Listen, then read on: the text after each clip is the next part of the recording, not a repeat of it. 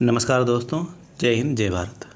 दोस्तों, आज की इस वीडियो में हम बात करेंगे कोली समाज के कमियों के बारे में। आखिरकार किन कारणों से कोली समाज आज पीछे रह गया है।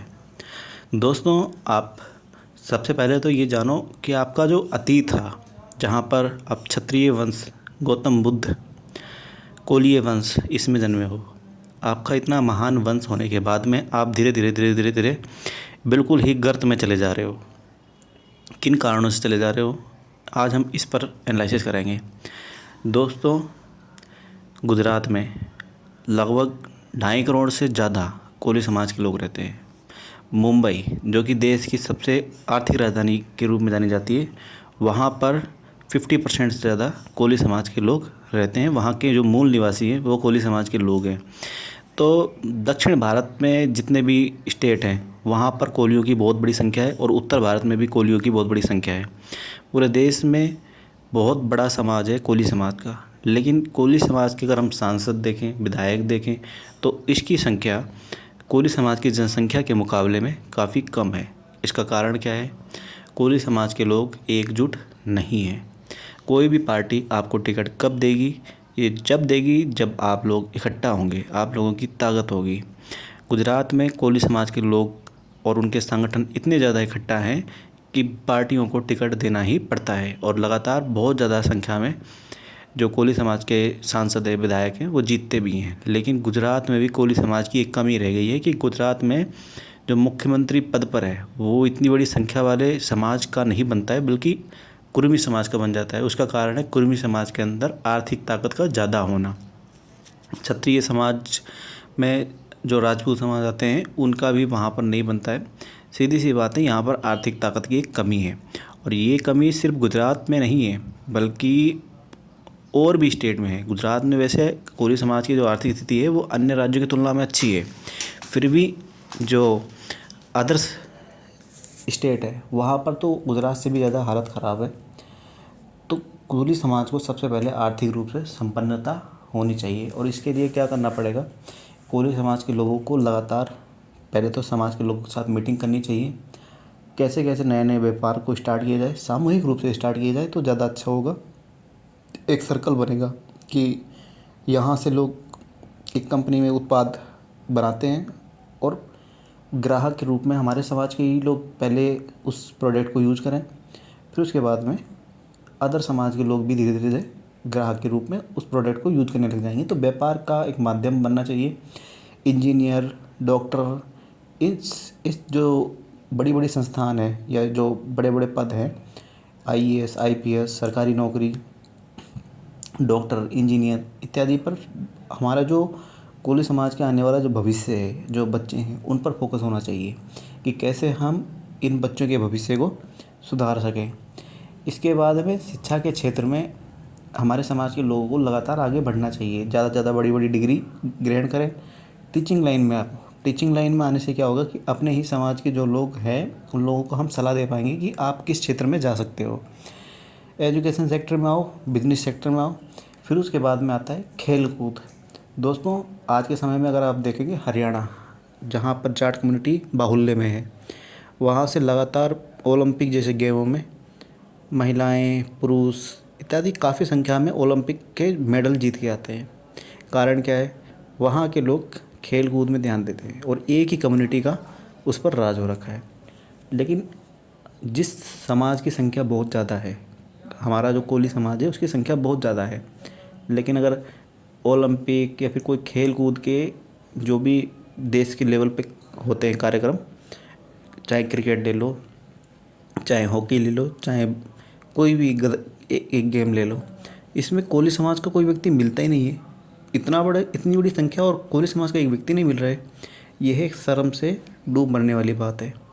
दोस्तों, मैं आप लोगों को बता दूं कि समाज के लोगों को जब तक इकट्ठा नहीं होंगे और ये जो छोटी छोटी चीज़ें हैं इन पर बहसबाजी नहीं करोगे तो समाज का भला नहीं होगा। इकट्ठा हो, बच्चों को खेल कूद सिखाओ, उन्हें बड़े बड़े स्तर तक पहुंचाने की कोशिश करो।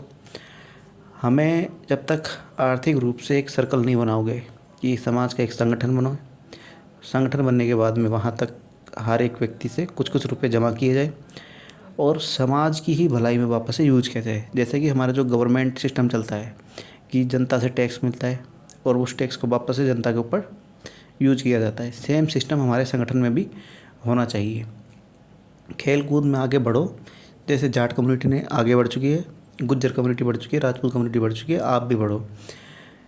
इसके बाद में कोली समाज के लोगों में एक सबसे बड़ी कमी है, एक अगर आगे बढ़ रहा है तो दूसरा उसकी टांग को खींच रहा है।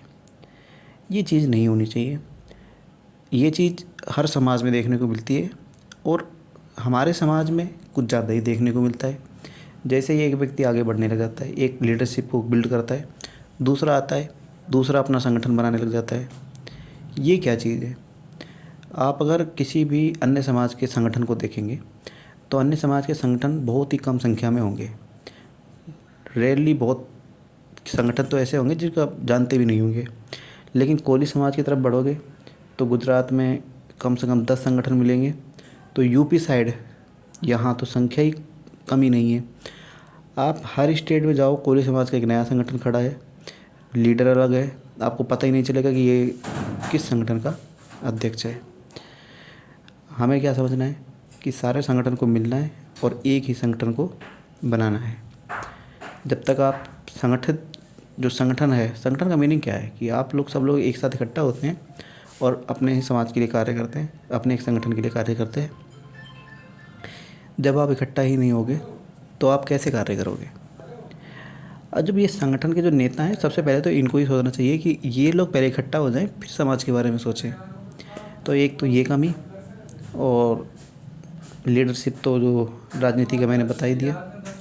इसके बाद हम बात करेंगे कि जो समाज के आजकल नेता बनने की कोशिश कर रहे हैं, ये लोग क्या करते हैं, या तो वो अम्बेडकरवादी बात करेंगे या फिर वो हिंदुत्ववादी बात करेंगे। इनका जो मकसद होता है वो समाज का नेता बनने के साथ साथ में राजनीति में कदम रखना भी होता है।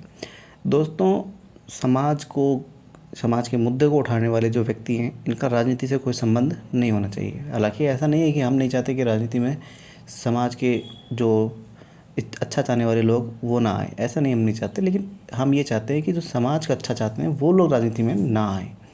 कारण क्या है कि ये लोग क्या करते हैं, अपनी राजनीति के लिए समाज को भी बेच देंगे। इनका मकसद यही होता है। ये अम्बेडकरवादी बात करेंगे, क्यों करेंगे? क्योंकि ये चाहते हैं कि समाज का वोट तो इनको मिल ही जाएगा, साथ में जो दलित लोग हैं, SC ST में आने वाले लोग हैं, अन्य जातियाँ हैं, वो लोग भी इन्हें वोट देंगे। लेकिन हकीकत में आपको बता दूं, आज के टाइम में जो जातिवाद है वो इस कदर है कि वो SC ST की जो सबसे छोटी जात भी होगी वो भी अपने ही लीडर को चुनना पसंद करेगी बजाय आपको चुनने के।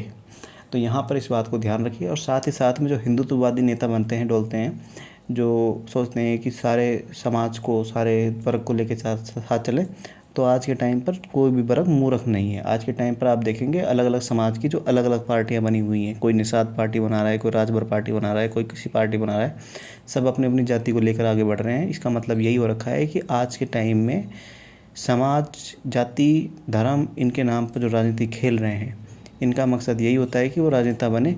और ज़्यादातर जातियाँ भी आजकल अपनी ही जाति के लोगों को सपोर्ट करती हैं बजाय अन्य जातियों के। और दूसरी बात ये है कि विभिन्न जो संगठन हैं, इनके जो लीडर हैं, अगर इनमें आपको कोई भी ऐसा व्यक्ति मिलता है जो आपकी समाज को अम्बेडकरवाद की तरफ बढ़ाने की कोशिश कर रहा है या फिर हिंदुत्ववाद की तरफ बढ़ाने की कोशिश कर रहा है, तो इनको सामाजिक संगठन से बाहर निकालो। आज के समय में हमारे समाज को समाज के नेता के रूप में व्यक्ति की ज़रूरत है, ना कि बहुजनवाद के और हिंदुत्ववाद का ठेका लेकर चलने वाले लोगों की ज़रूरत है। बात को समझ जाना। अगर समाज के लोगों को आगे बढ़ना है तो समाज का भला चाहने वाले व्यक्ति को ही आगे बढ़ाओ। ये नहीं है कि हर एक वर्ग को लेके चलने वाला व्यक्ति चालाक होता है। वो सोचता है कि समाज का वोट लेने की कोशिश करता है और साथ में अन्य समाज का भी वोट लेने की सोचता है। तो ऐसे लोगों को तो बिल्कुल भी समाज के नेता के रूप में ना चुने, इन्हें बाहर निकालें। दोस्तों, वीडियो को समाप्त करने से पहले मैं आप लोगों को वापस से बता देना चाहता हूँ कि समाज को बिजनेस की ओर बढ़ना चाहिए, शिक्षा के क्षेत्र में बढ़ना चाहिए, समाज के लोगों को इकट्ठा होना चाहिए। समाज के लोगों को बिल्कुल भी अन्य जो व्यक्ति आगे बढ़ रहा है उसको पैर नहीं खींचना चाहिए।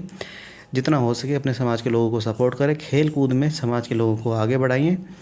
हमारा जो इतिहास रहा है वो क्षत्रियों वाला इतिहास रहा है। हमारे समाज में गौतम बुद्ध जैसे महान पुरुष जन्मे हैं, उनके आदर्शों पे चलें और जितने भी महापुरुष हैं अपने इतिहास को जानिए, अपने इतिहास को संरक्षित कीजिए। जितना अधिक आप अपने समाज के गौरवशाली इतिहास पर गर्व करेंगे, उतना ही अन्य समाज आपके समाज के इतिहास पे गर्व करेगा और आपके ऊपर भी गर्व करेगा। आप अगर अपने आप को कमज़ोर, दलित, छोटा ऐसा दिखाएंगे तो अन्य समाज के लोग भी आपका सम्मान नहीं करेंगे। धन्यवाद। जय हिंद।